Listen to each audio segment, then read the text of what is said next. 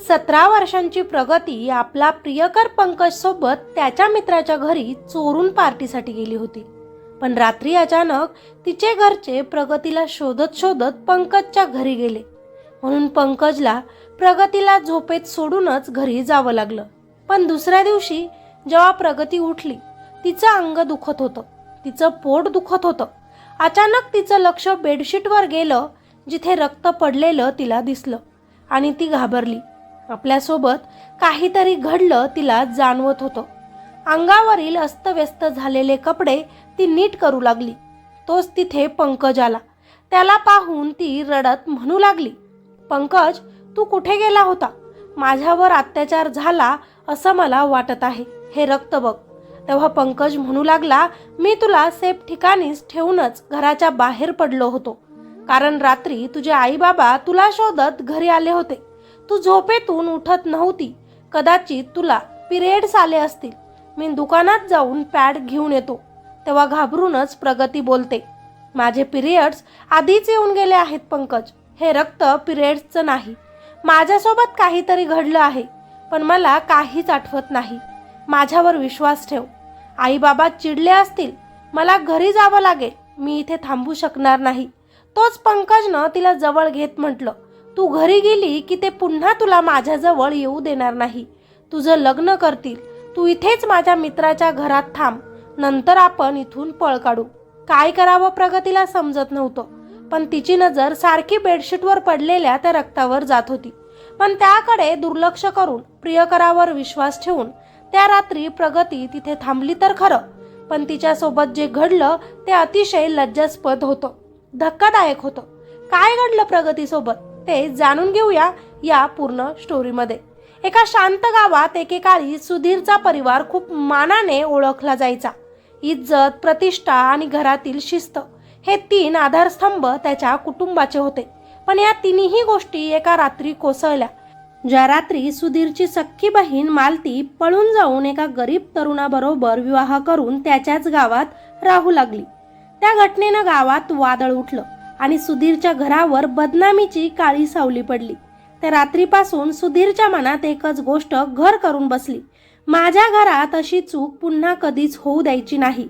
म्हणूनच त्याची मुलगी प्रगती जन्माला आल्यानंतरच तिच्यावर न खेळण्याचे, न मित्र बनवण्याचे, न मुलांशी बोलण्याचे, न बाहेर जाण्याचे असे कठोर नियम लागू करून टाकले गेले. सुधीरला वाटत होतं की बंधन म्हणजे सुरक्षा, पण त्याला कधीच कळलं नाही की बंधन एखाद्याचा जीव सुद्धा घेऊ शकतात. प्रगती ही आई बापाच्या प्रेमात वाढलेली शांत आणि समजूतदार मुलगी होती. तिला माहिती होतं की तिच्या आत्यामुळे तिचे आई वडील आतून घाबरतात, म्हणून तीही त्यांचं नेहमीच ऐकत असे. पण काळ कोणासाठी थांबत नाही ना. वयाची 17 वर्ष ओलांडल्यावर तिचं कॉलेज सुरू झालं आणि तिच्या आयुष्यात प्रथमच मैत्री नावाची गोष्ट आली. पंकज, त्याच गावातील तिच्या सोबतच शिकणारा मुलगा. सुरुवातीला साधी ओळख, मग मैत्री आणि त्या मैत्रीतून हळूहळू उमललेलं प्रेम. प्रगती पंकजला सगळं सांगायची. त्यांच्या घरातील नियम, तिच्या आत्याची घटना, आईवडिलांची भीती आणि आत्यामुळे तिच्यावरचा अन्याय. तिचं बोलणं ऐकून पंकज तिला समजावत असे, धीर देत असे. त्या दोघांच्या जगात सगळं सुंदर होतं, पण वास्तव्य वेगळंच लिहित होतं.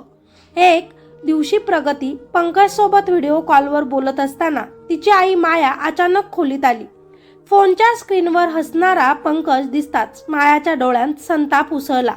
तू पण तुझ्या आत्याच्या पावलांवर पाऊल टाकतेस का आता?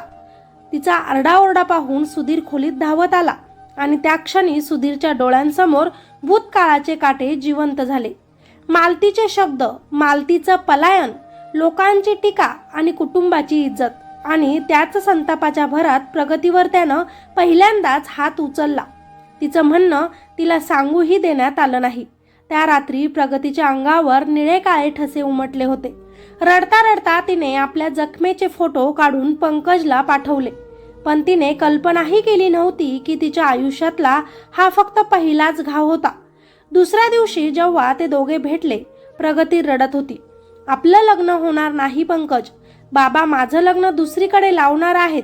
आईने माझ्यासाठी स्थळं शोधायला लावली आहेत.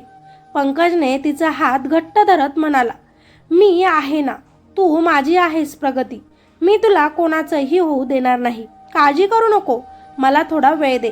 त्याच्या शब्दांवर तिने विश्वास ठेवला आणि हाच विश्वास तिच्यासाठी मृत्यू ठरला.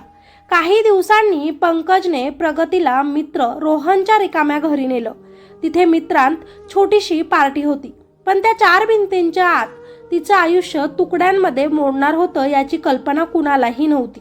स्वतः प्रगतीलाही आपल्यासोबत काय घडणार आहे हे माहिती नव्हतं.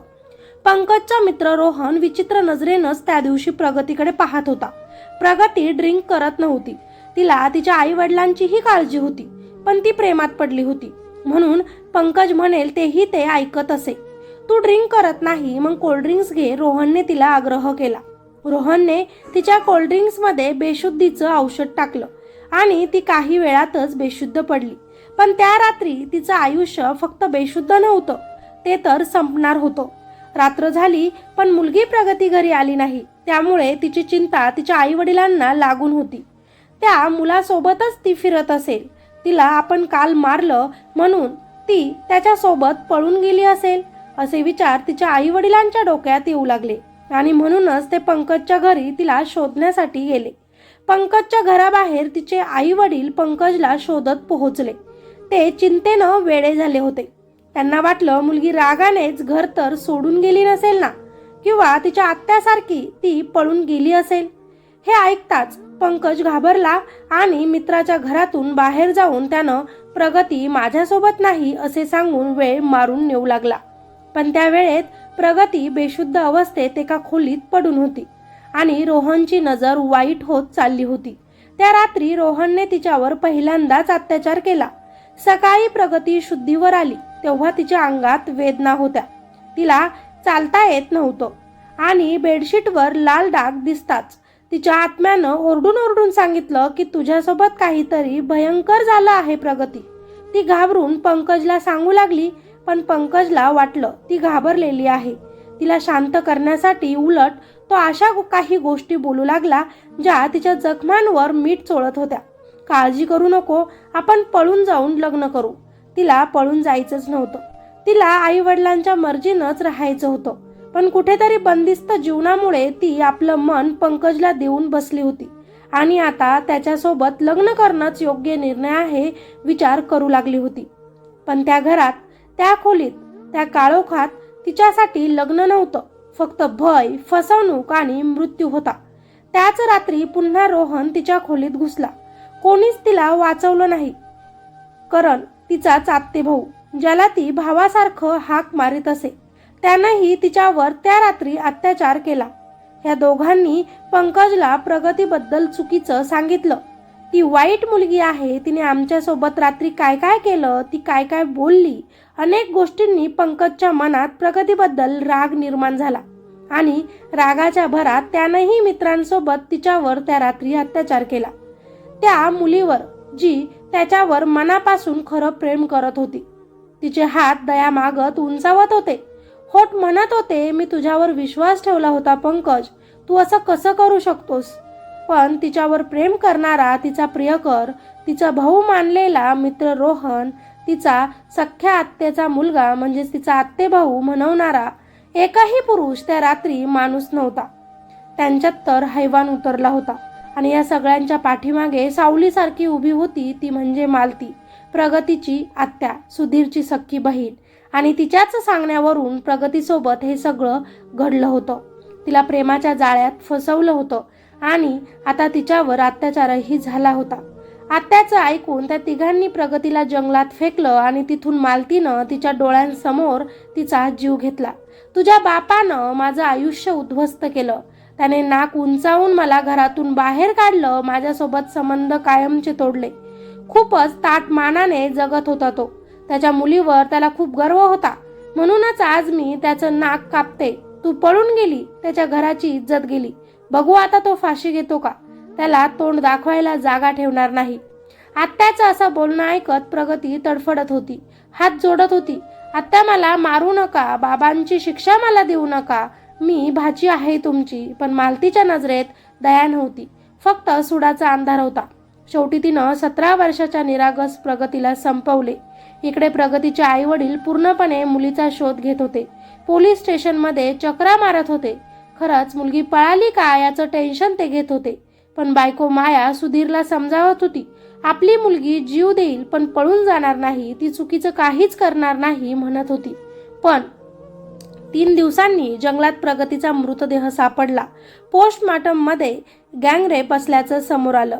तिच्या आईनं थेट पंकजचं नाव घेतलं, पण भावाने आपल्या सख्ख्या बहिणीवर संशय व्यक्त केला. पोलिसांनी तात्काळ संशयित आरोपींना ताब्यात घेतले. चौकशीत तिघही पोलिसांसमोर कोसळले आणि आत्याकडूनही सत्य बाहेर पडलं. फक्त 17 वर्षांची प्रगती, जिला तिच्या आईवडिलांनी अति सावधानतेनं वाढवलं. जिला वाटत होतं की बाबा माझ्यावर प्रेम करतात म्हणूनच मला रोखतात, पण तिला कोण मारून गेलं.